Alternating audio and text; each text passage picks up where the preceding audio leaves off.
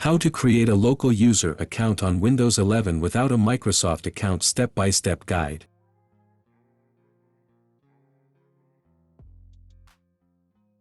Alright, let's dive into the steps. Here's how to create a local user account on Windows 11. First, click on the Start menu and type to Search Control Panel.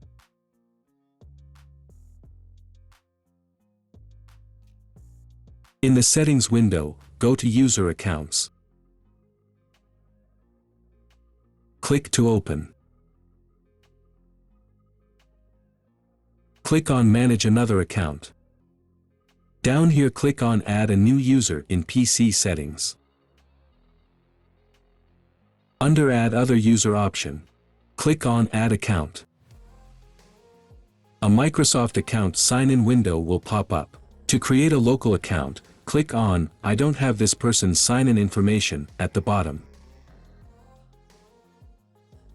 Next, click on Add a user without a Microsoft account.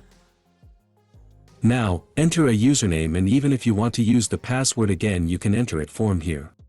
Once you've filled out all the required fields, click Next. And that's how you create a local user account on Windows 11 without a Microsoft account.